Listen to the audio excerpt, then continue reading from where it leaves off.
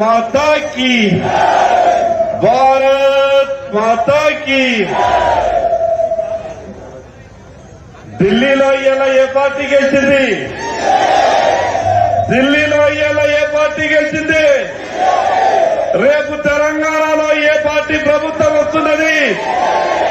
రేపు ఎమ్మెల్సీలుగా ఏ పార్టీ ఎమ్మెల్సీలు గెలవబోతున్నారు? రేపు ఏ పార్టీ ఎమ్మెల్సీలను గెలిపించబోతున్నారు? అందరికీ నమస్కారం. ఈ రాష్ట్రంలో జరుగుతున్నటువంటి 3 ఎమ్మెల్సీ అభ్యర్థుల ఎన్నిక గతంలో 10 సంవత్సరాలు మోసం చేసినటువంటి టీఆర్ఎస్ పార్టీ ఒక పక్క మోసం చేస్తే 14 నెలలైంది ఈ రాష్ట్రంలో కాంగ్రెస్ పార్టీ అధికారంలోకి వచ్చి. ఏ రకంగా మోసం చేస్తున్నదో పట్టభద్రులారా, ఉపాధ్యాయ సోదరులారా, అడుగడుగున మీరంతా కూడా గమనిస్తున్నారు. ఈ ప్రభుత్వం చేస్తున్నటువంటి మోసాలను అడ్డుకట్ట వేయాల. దాని కొరకు ఈరోజు పట్టభద్రుల అభ్యర్థిగా అంజిరెడ్డి గారిని, ఉపాధ్యాయ ఎమ్మెల్సీ అభ్యర్థిగా మల్క కొమరయ్య గారిని ఈరోజు భారతీయ జనతా పార్టీని ముందుంచడం జరిగింది. ఈరోజు చూస్తున్నారు ఈ కాంగ్రెస్ పార్టీ, కాంగ్రెస్ ప్రభుత్వం. మొన్న మీరంతా కూడా చూసారు, రాష్ట్ర శాసనసభను వేదిక చేసుకుని మరొక్కసారి ఈ రాష్ట్రంలో బీసీలను మోసం చేయడానికి కాంగ్రెస్ పార్టీ ఏ రకమైనటువంటి కుట్ర పన్నిందో శాసనసభను మీరంతా కూడా కన్నారా చూసిండ్రు. ఏం పాపం చేసిండ్రు బీసీలు? బీసీల సంఖ్యని లక్షల జనాభాని తగ్గించారు. అరే బీసీల సంఖ్యనేమో తగ్గిపోతుందట, మిగతా వాళ్ళ సంఖ్యనేమో పెరిగిపోతుందట. అరే ఎక్కడికి వెళ్లి తీసుకొచ్చారు? ముస్లింలను బీసీలుగా చేస్తారట. ఇది ఎక్కడైనా జరిగిందా?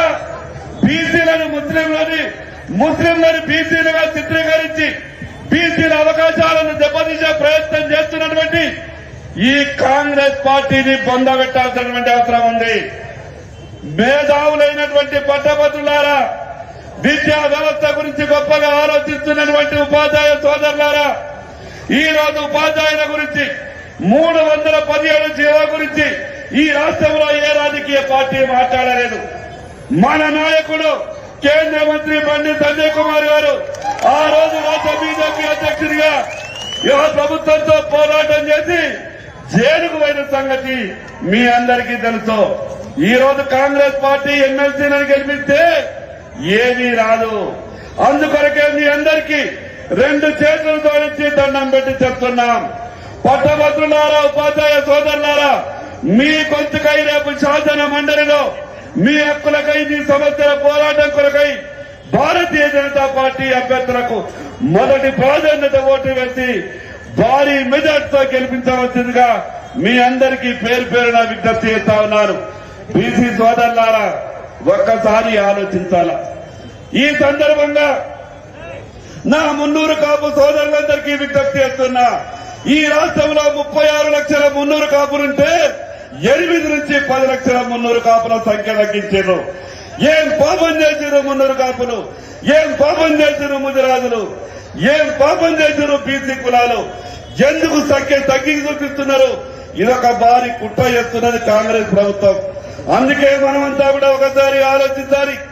ఈ కాంగ్రెస్ పార్టీని కూకటి వేలతోని పూర్తిగా ఈ కాంగ్రెస్ పార్టీని నామరూపాలు లేకుండా చేయాల్సిన అవసరం ఉంది. మీరంతా కూడా నిండు మనస్సు భారతీయ జనతా పార్టీ అభ్యర్థులను ఆశీర్వదించవలసిందిగా పేరు పేరున మీకు విజ్ఞప్తి చేస్తూ సెలవు తీసుకుంటున్నాం. భారత్ మాతా కీ.